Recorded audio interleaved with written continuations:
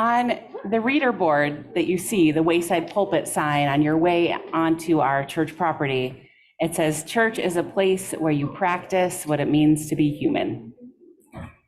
And this is a place where we practice being the best versions of ourselves. Not only because that makes a couple hours on a Sunday morning more pleasant, but to be able to carry those skills and those ways of being out into a world that needs it. So today, with this bread service that you can all already see is a little bit strange, we are practicing giving and sharing and hospitality. We are practicing how to make space for everyone with a gluten-free table and a gluten-full table, and delivery drivers off to make sure our participants on Zoom this morning get to participate. And we are an intentionally all ages space today. So from the tiniest baby to the oldest elder, all in one room, which is a pretty radical act in this world that keeps us so segregated and segmented by generation and age. So here we practice in hopes that we can then go out into a world and bring a little more joy and hope and connection to a world that needs all of that. So come let us gather, come let us practice, come let us worship together. Good morning, everyone. Good morning. My name is Chris Meserosh, and I'm the Sunday Service Coordinator, and I'd like to welcome you all with a story. So the story today is a Jewish story, and the story goes like this: that once there was a community of Jews within a kingdom who are not welcomed by the king. So the king decided to cook up a way to get rid of the whole Jewish population. He announced everywhere, all right, next Saturday night, there needs to be one Jew who will meet me in the center of town and will debate me in sign language. And if the Jews cannot answer the 3 questions that I ask, they must be banished from my land. But if they can answer the 3 questions correctly, I will let them stay. Well, all the people gathered, and they were like, well, what are we going to do? We can't debate a king, let alone debate a king in sign language. Nobody was going to debate him. So Yankel, the chicken guy, he raised his hand and said, I'll go.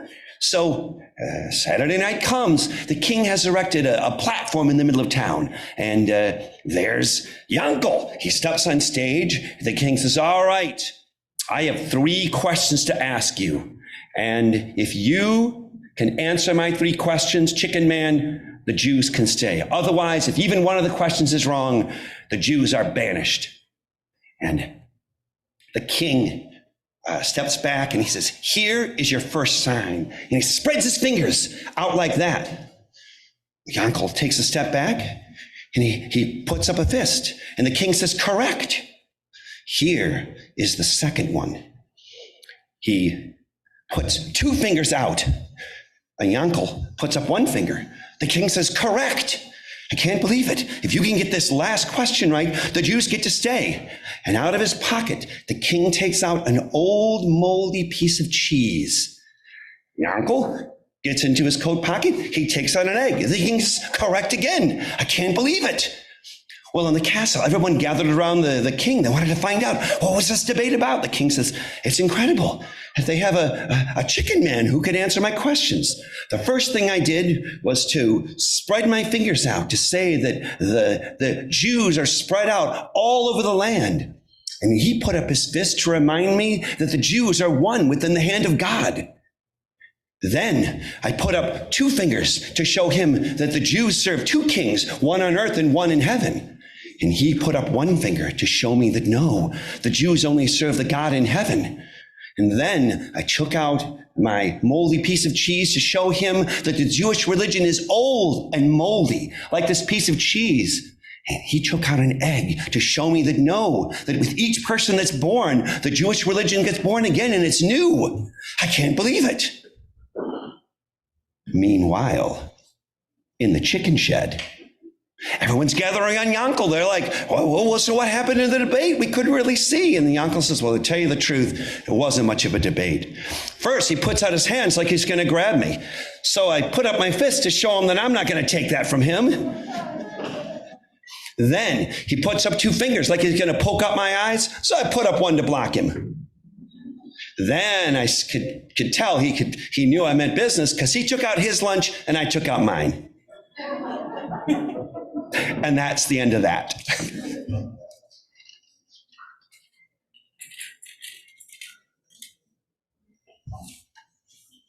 And as we begin today, a few announcements.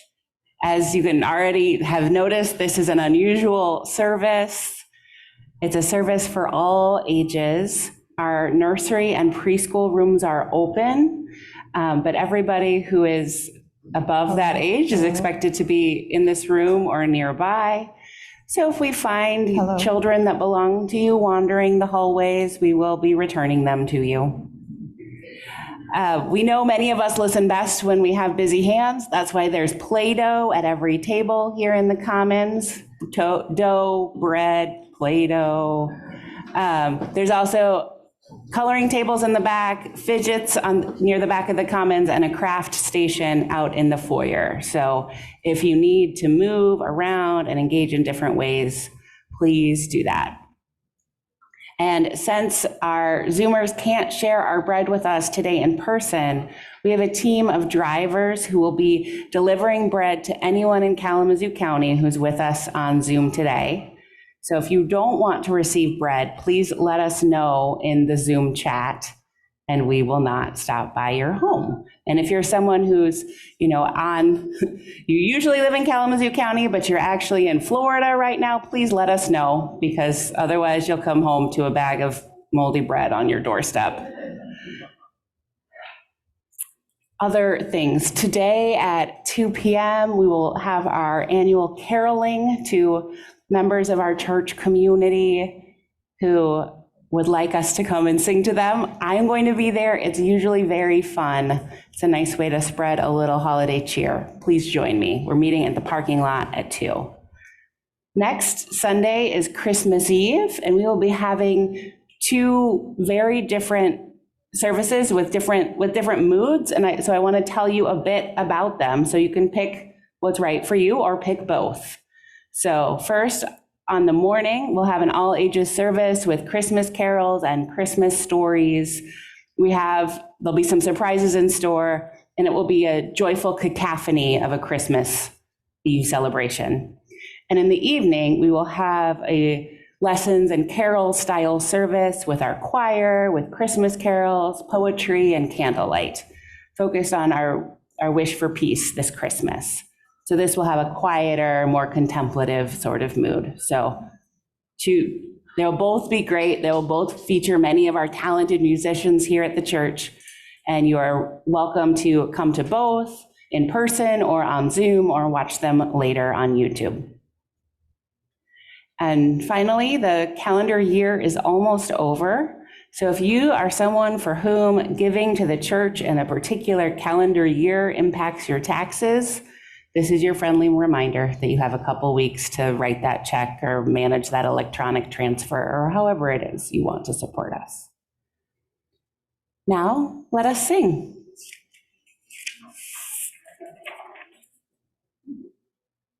I invite you all to rise and bow to your spirit to sing our first song together.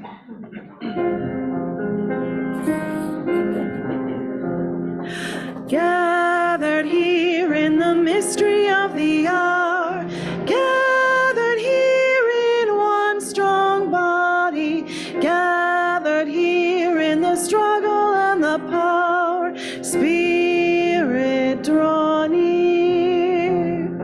Gathered here in the mystery of the hour, gathered here in one strong body, gathered here in the struggle and the power, Spirit draw near. One more time together. Gathered here in the mystery of the hour, gathered here in one strong body, gathered here in the the struggle and the power. Spirit, draw near.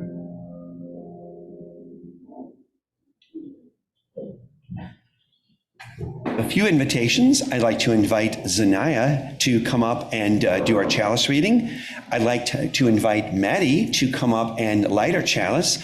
And I would like to invite everybody who is following our service on Zoom to please light a chalice or light a candle in your own houses and let us know in the chat where you are lighting the chalice so we can share that with everybody.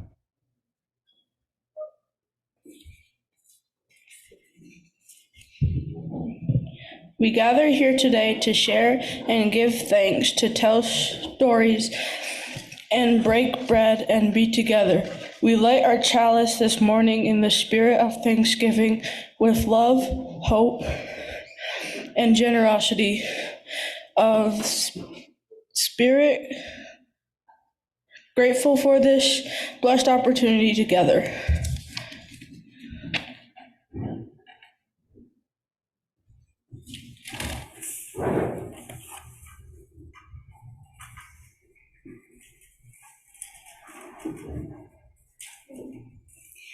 In addition to the chalice we have here, we have a chalices lit today in the Millwood neighborhood and on Gull Road.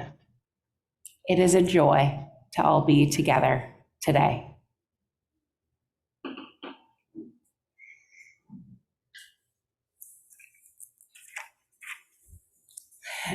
So now I am inviting our children forward for a story. And this is also the moment, if you have bread or other baked goods that you brought here today and haven't yet put them on one of our tables, this is your moment. Okay, let's all move together, and children, please come up with me.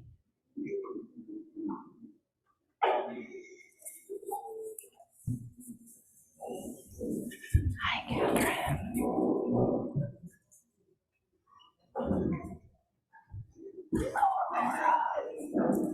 Hi, Fallon. We might need another table. Yeah. Okay, I want you to be careful today because we're gonna do a little baking today, and so that is hot. Okay? You're keeping a good distance, I appreciate that. Okay. You like baking? Me too. I like it a lot. We're gonna need a bigger table. What a happy problem. So our story today is a story called Sophia's Guest. And Sophia was a grown woman who lived by herself. And one day on her doorstep, she found this special note. I'm wondering, Catherine, do you want to take the ribbon off? Let's unroll it. Valen, do you want to hold the other end? Okay. Okay, it says, does anybody want to read this out loud? Dear Sophia. Dear Sophia. I wonder if I might stop by your house for a snack tomorrow afternoon. Your friend, God. Okay, thank you for that reading help. You guys are an excellent team. It says, Dear Sophia, I wonder if I might stop by your house for a snack tomorrow afternoon. Your friend, God. Now, this was a surprising letter. And Sophia first thought it was maybe some kind of trick. But someone sent that as a joke, do you think? It's not a very funny joke. It's more just a strange joke. And so she thought about it and it's like, well, I better just make sure, just in case God comes. I'm not sure about it, but let's be careful. So she cleaned up her house, because if God's coming, you probably don't want to have dirty laundry on the couch. And then she started thinking about how they should maybe have a snack ready. And so she was thinking, she was thinking about what God might like to eat. Do you guys have any ideas about what do you think God would like to eat? Muffins. Muffins. Ooh, what do you think? Muffins and cheese? Cookies. Cookies? Oh, that's a great idea. Christmas cookies, that makes sense. Any other ideas? Sugar cookies. I bet God has a sweet tooth. So she finally decided on making one of her favorite things to eat, which was cornbread. Oh, I love cornbread. Me too. And so I'm wondering if you guys might help me make some cornbread. Hi, Ollie, I'm glad you're here. So look, let's come over to this table. So in this big bowl, we have all of the dry ingredients for a batch of cornbread. And in this travel mug, we have all the wet ingredients. So let's look at this. Can you see it? Is there enough room at the table? I know it's a little one. You can see it? Okay, everybody's gonna get a chance to. Okay. Do you want to pour a little bit first? Okay, so let's dump it in. A little bit for you. Aurora, do you want to dump in a little bit? Okay, let's dump it in. We both Aurora? Is her name Aurora too? Yes. We have two Auroras? Oh, what a special name. You don't hear it very often. Okay. Tyler, did you get a turn? Okay. And then you'll go. That's Okay. Hello, my daddy. Okay. Tyler, can you pour a little bit? Okay. Beautiful. Oh, I love how you're all taking really good turns here. Everybody's getting a chance. Okay, and then can you do it? You got to stir, so maybe we can give two other people a turn to stir. Okay, great. Now we're gonna take off the lid, dump in the rest of it. Okay.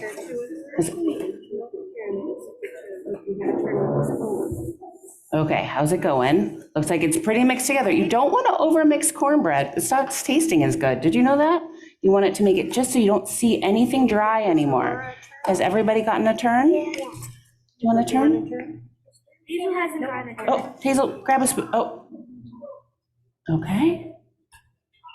Belen, do you want a turn? You got a turn already. Maybe we can give him a turn. Do you want to? Oh, she doesn't, she said she didn't want one. Okay. Okay, so, We have some water. It's good. okay, that looks perfect. We don't want to overmix or it won't taste good. Okay, so I'm gonna take care of the part that's by the oven. And do you guys have any guesses about what's gonna happen next in the story? What? When the corn. I can do it. My turn. The corn will start turning brown and then. Oh, that's what will happen in the oven. What about God coming from a visit? Any ideas? Maybe. Do you have an idea? Do you want to do a stirring moment, Ollie? Maybe. Once she'll start making the cornbread and set it out to cool. Oh, maybe. Okay. Well, you know what? I'm going to tell you the rest of the story later in the service. I know, right? So I'm going to go put this in the oven, and you guys can go back to your seats or go back to making crafts or go back to playing with Play-Doh. Can I have it? Not yet. I know, it looks so delicious, doesn't it? Okay.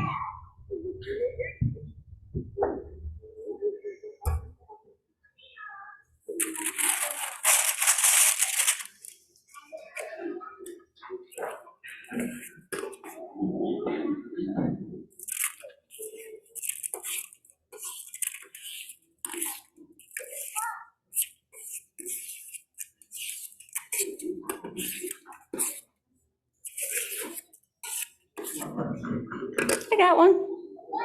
Yeah.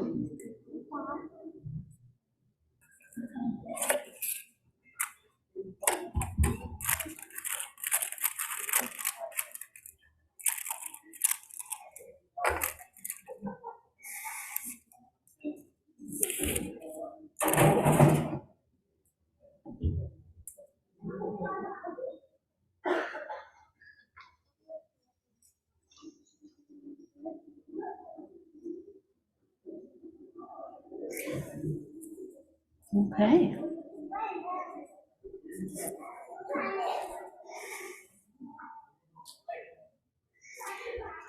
Now let us sing.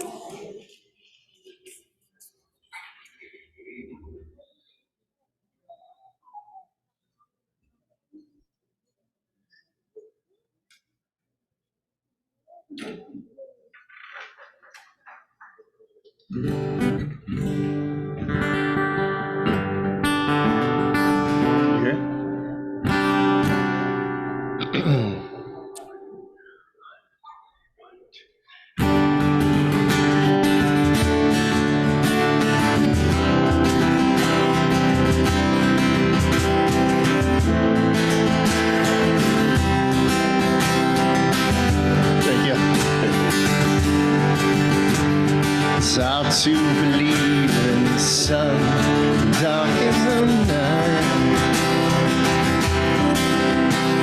It's hard to believe in the stars, the holy night. But we all need a place we can go to learn what is real, to ponder the depths of the soul. Truth is revealed.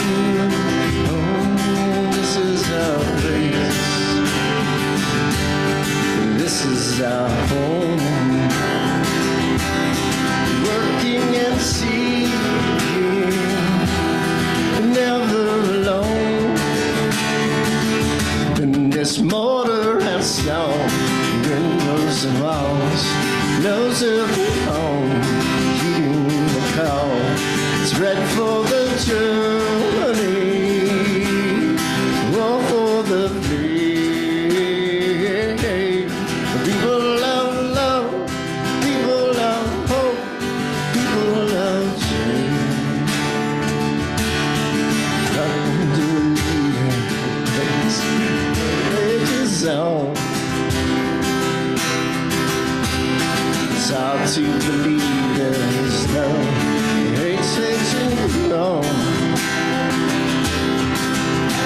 but for every brave soldier a peacemaker takes her own stand, and for every soul turned away waits a new hand. Let it be, let it be. Dwelling, it's hard to believe in this mortar and stone, windows and walls, loves of the home, in the dawn. It's ready for the journey, so for the day. People love love, people love hope, love change. When a place welcomes you in, you build, you change. The promise love can begin.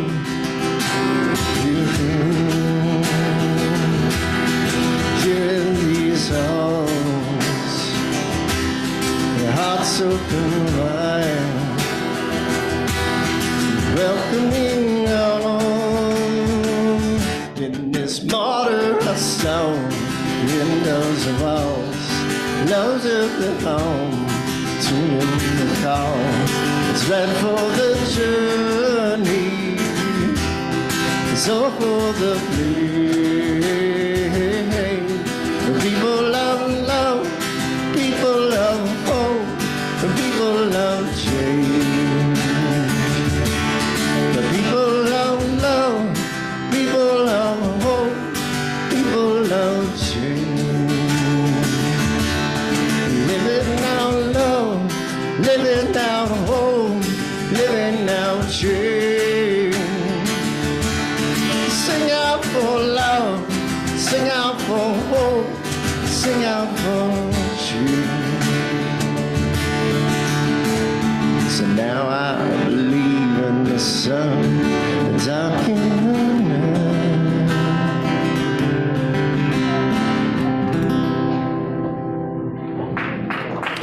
Thank you for your grace.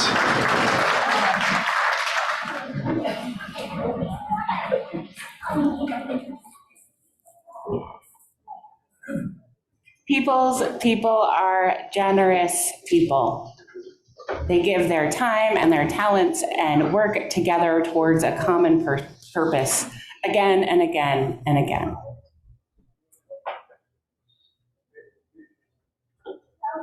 About a month ago, we had our People's Church Bazaar, and I have some final numbers to share with you all today. And while the numbers are impressive, what is more impressive is the time and the effort and the care that people took in putting it all together. One of the things that I find most inspiring is how the leaders keep welcoming in new leaders and keep adapting and changing and finding new ways and new elements to bring to that event. So it is not a, we've always done it this way. It's a, what is the new thing we can try this year? So the net earnings after expenses of the bazaar, with maybe a little bit still trickling in, is $13,273.23, which is amazing. So the People's Food contributions earned over $8,000. That includes our pasties. That's the highest, the most money we've ever done in that part of the bazaar. Earnings from our crafts, art, and other homemade goods and the kids' specialty classes was almost $2,000, which is far above what we've done before. I want to give a special thanks to our elementary age kids who made cat toys and fire starters and candles to sell. That was wonderful. We had a mini cafe that raised $650. It was our first attempt to bring food back into that day that you could eat in person. And we had a raffle for the first time ever, which took quite a bit of administrative figuring out, but it raised over $1,000, which is great. We raised some of our booth fees, which brought in an additional $1,000 or so, and 25 people bought yard signs, which was amazing. And so you can either store those in your garage or wherever, or keep them at the church to be returned to you. So with all of that, adjusted for the increase in expenses, the bazaar raised $4,000 more than last year, which is no small thing. So, good work, everybody, and keep being the generous and creative and dedicated people that you are. The offering will now be received. Good luck figuring out how to pass it around in this configuration, but we have a beautiful song to keep you company as you do.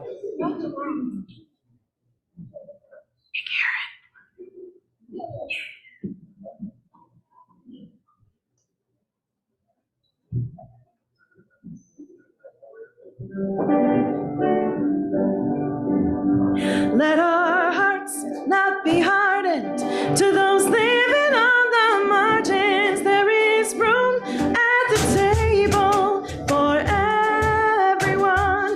This is where it all begins. This is how we gather in. There is room at the table for everyone.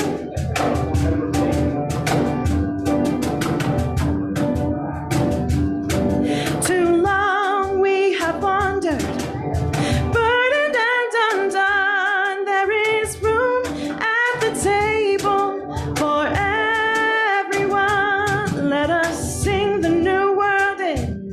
This is how it all begins. There is room at the table for everyone. There is room for us all, and no gift is too small.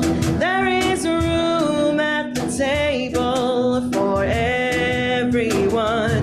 There's enough if we share. Come on, pull up a chair. There is room at the table for everyone. No matter who you are, no matter where you're from, there is a room at the table for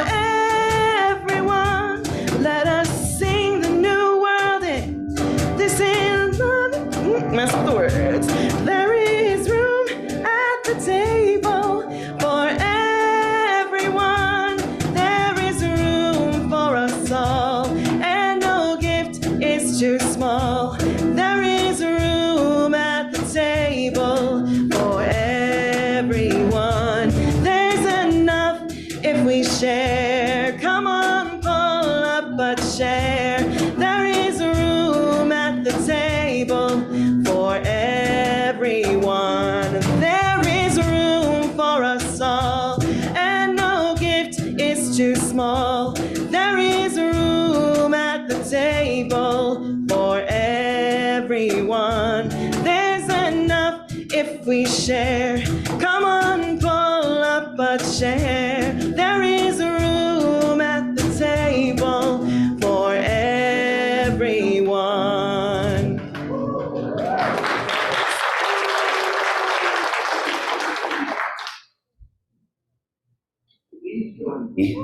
In giving thanks for all that sustains us.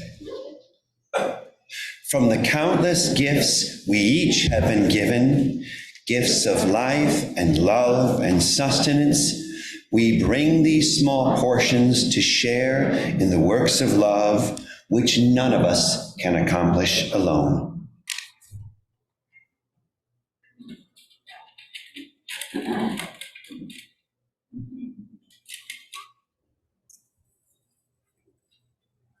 This is a community that supports one another in good times and hard times.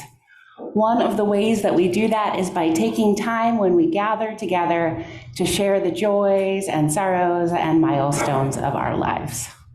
So if you have something you wish to share with us today, if you're with us on Zoom, I invite you to type it into the chat box. If you're here in person, please come forward, place a stone in our bowl of water, speak briefly, and share your name. Now I place a few more stones for the joys and the sorrows we are holding quietly in our hearts today, joy and sorrow in our wider community and in our wider world. Sources of reason and radiance, sources of courage and compassion, keep watch with those who work or watch or weep this day. May the suffering be soothed. May the weary find rest. May the sick be tended. May the dying and those who love them find peace. May the joyous be shielded. May all of us know we are wrapped in a love that surrounds us always, a web that connects us to all that exists. I'm going to be reading We Lift Our Hearts in Thanks by Richard M. Fuchs. For the sun and the dawn, which we did not create, for the moon and the evening, which we did not create, for the food which we plant but cannot grow, for friends and loved ones we have not earned and cannot buy, for this gathered company which welcomes us as we are from wherever we have come, for all our free churches that keep us human and encourage us in our quest for beauty, truth, and love, for all things which come to us as gifts of being from sources beyond ourselves, gifts of life and love and friendship, we lift up our hearts in thanks this day.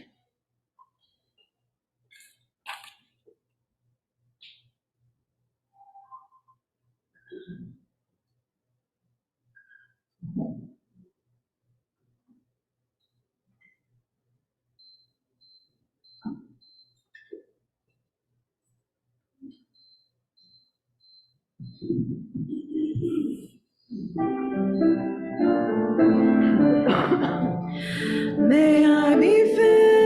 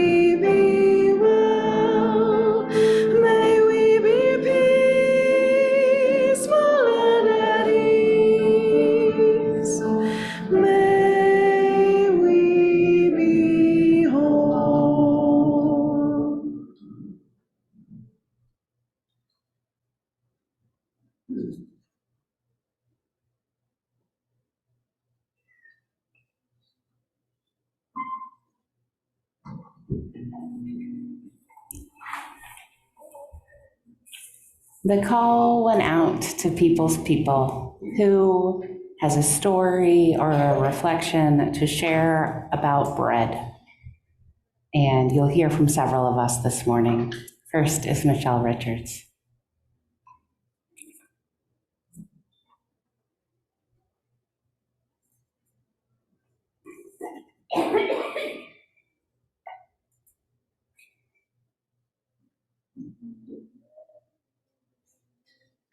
Good morning. So my paternal grandparents were itinerant sharecroppers. They got married in, I think, 1918. And through 1940, they were moving all around. They had 7 kids, and my oldest uncle, the second oldest child, managed to create an invention that pulled him and the rest of my family out of poverty, at least bought the grandparents a house and all that good stuff. And I was the last grandchild of the last child. So 14 years after what was supposed to be the last grandchild was born, I showed up, just like my Hazel did. And so, my grandparents were well into their 60s and 70s when I was around. So my dad moved out of Indiana years and years ago, speaking of Hazel. And then we lived in poverty, and he was like, well, let's go back to the fold and see if we can make some money. So we went back to Fort Wayne for a year, and I was 7, and it was a really miserable year because the kids at school were really mean, and I didn't have any friends, and I was way behind academically in a different school system. But I got to spend every afternoon and the summers with my grandmother, and it was a gift that is with me to this day. She couldn't cook savory food to save her life, but she was a really fabulous baker. So I would go back in the back room that was dark and weird, this 5-pound tin of lard, and I'd scoop it out with a plastic cup, and we'd go hand cut the pie crusts. And she also made belly stickers, which is basically homemade bread covered in whipping cream and cinnamon and sugar and baked. And it's my family's favorite thing. And so I made that today. It's a symbol of, how food ties us together and gives us our progeny back to our ancestors. And it's a way to express love. So belly stickers it is.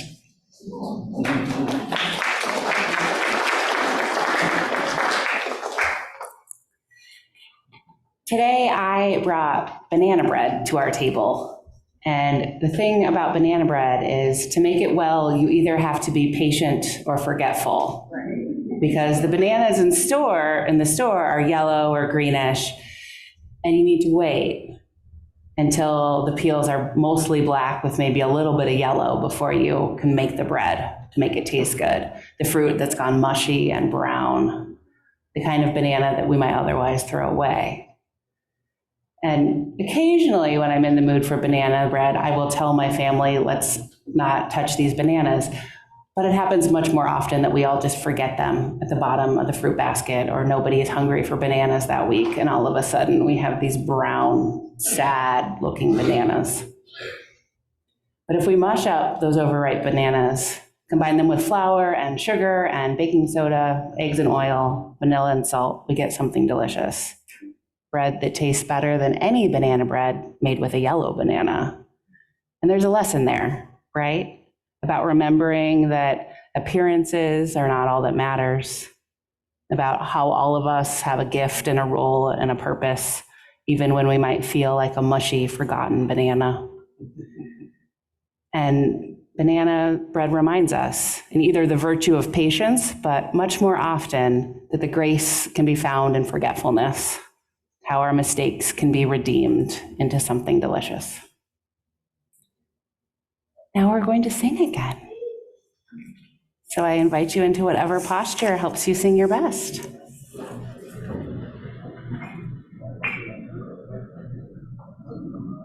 For most people, that is standing, but sitting is also fine.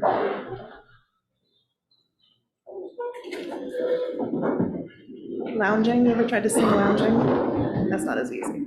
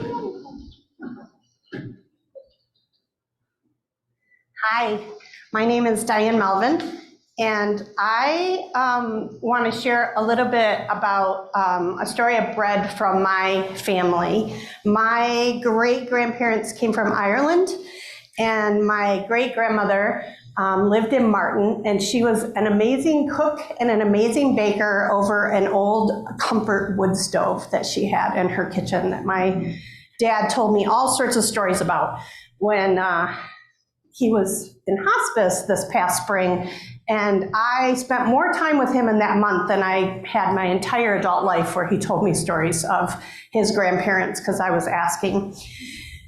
And my great-grandmother taught my grandmother how to bake this bread. And my grandmother taught my mom how to bake this bread. And my mom taught me how to bake this bread. And then I taught my daughter-in-law how to bake this bread. And last night, for the first time, my grandson and I made this bread together, where we mixed and kneaded the bread, and it brought forth an entire line of generations of people in my family that have made this bread together. One of my favorite memories as a kid was we moved from Portage to Martin, and my mom would bake this bread, and every time someone new moved into our neighborhood, she would bake bread, and I would go with her, and we would take loaves of bread with a card to all the new people and welcome them to the neighborhood. And so the act of baking this bread goes beyond just my family, because for me, it was always a symbol of welcoming and inviting, and a symbol of hospitality. So this is a tradition that I tried to carry on with my neighbors, and have not been as successful at it as my mom was. I don't know how she worked full-time teaching school, raising kids, baking bread, and welcoming all the neighbors. She's pretty amazing. But occasionally, I do make this bread for our family, and it brings back, I feel like the memories run deep, but also it's like the lines run deep between my family, between the generations, and between the acts of kindness and hospitality that were symbolized by this bread. So I'm going to take my messy flour and move to the side now, so it doesn't get knocked.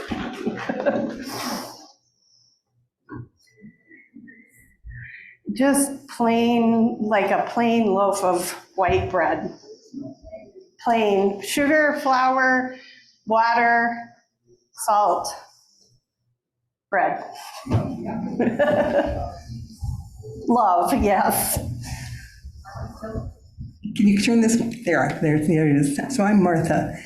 I'm not going to talk about Swedish lumplet bread. I'm going to talk about the service auction. About maybe 20 years ago, although who knows, it could have been 25. Anyway, we started a service auction, and it would be on a weekend evening in January or February. And we actually had a real live auctioneer. I think Diane Melvin brought him in. And an auctioneer can get a whole lot more money out of you than on the walls in the halls.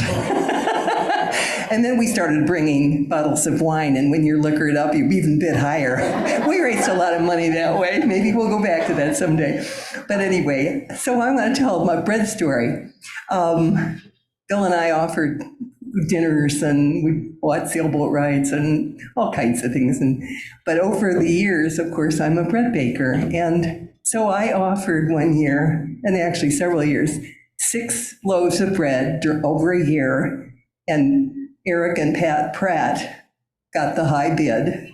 And so I called them up and said, when would you like to get it? And, it was every month or two. And what do you want? And I never made lentil bread before, but because they asked for it, I learned about that.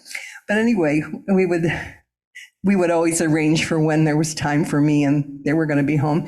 So when I came to the door with that warm bread, it was never just a handoff. It was a, come on in, there's a pot of soup on the stove, or come on in and have a cup of tea, or the family's here, would you like some wine? And so over the period of a year, we moved from, hello, how are, friends in the halls and so on, to deeper friends, closer relationship connections. And I love that food can do that, baking bread together. So I'm encouraging you to cook or bake bread or whatever you do, but don't just make one loaf, make two and share it.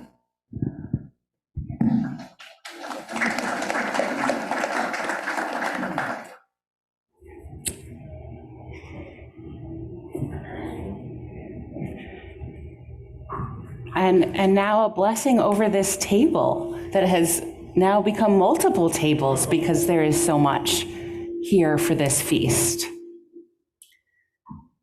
We thank you, God, for potlucks, where a multitude can cook with ingredients and spices that aren't from just one book.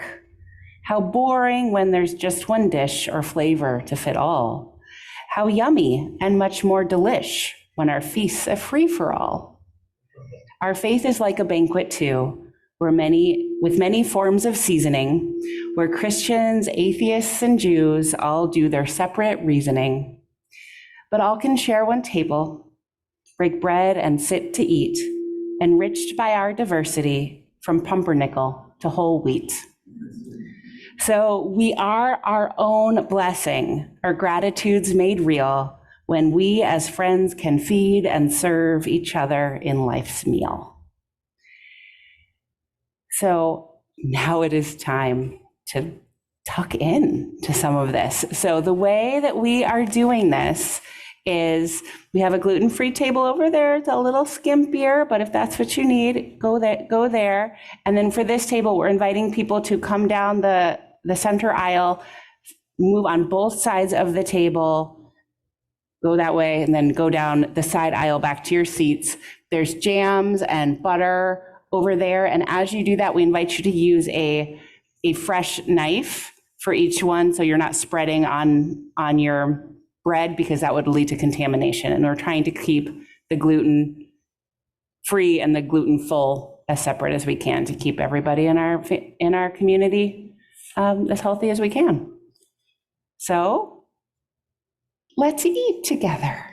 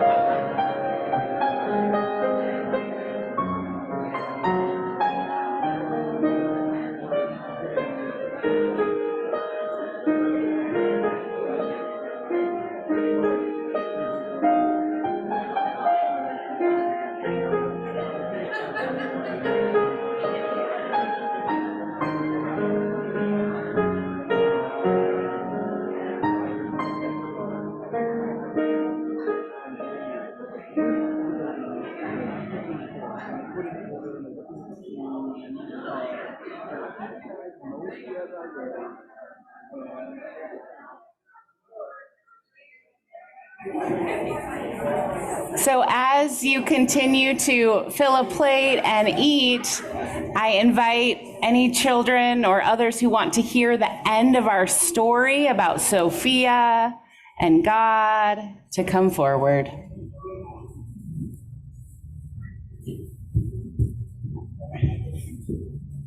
you want to come up, Aurora? Yeah.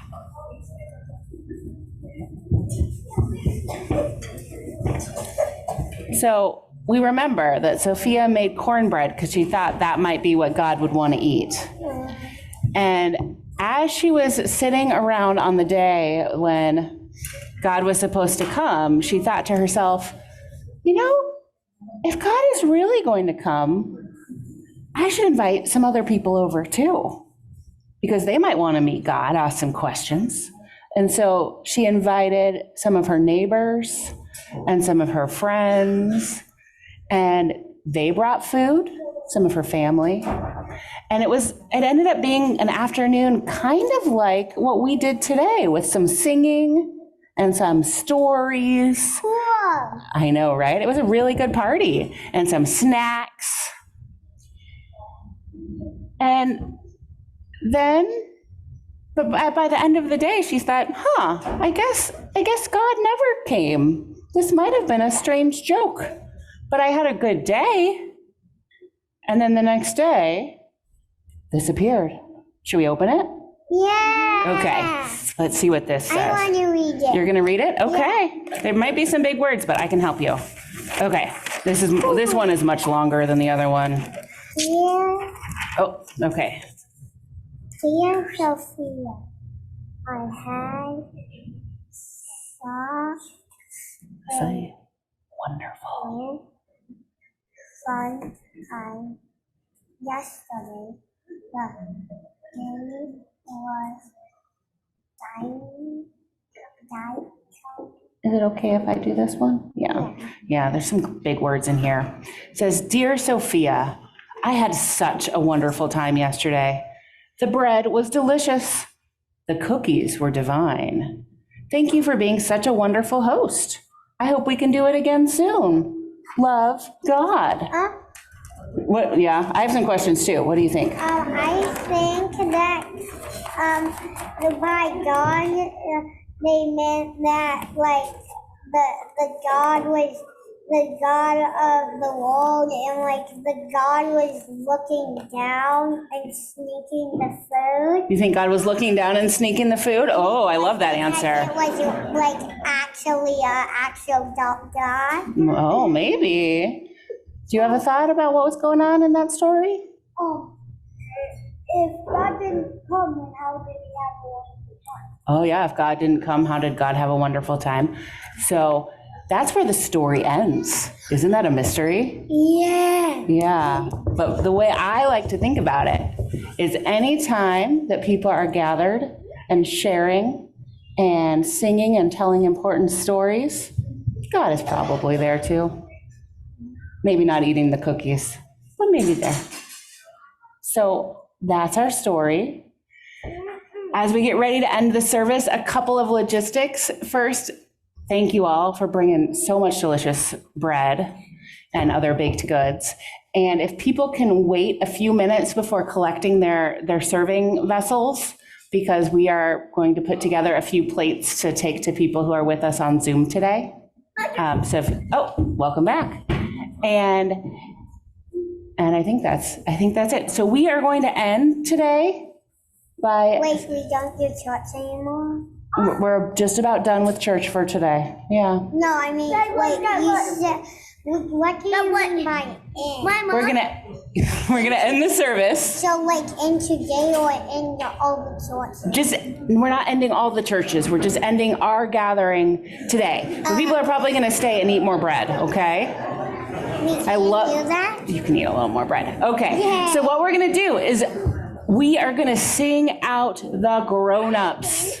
Are you gonna sing? Yes. We're gonna sing out everybody. So let's sing with Savannah and Jennifer and sing the song that we usually sing to the kids. Go forth in peace in search of wisdom.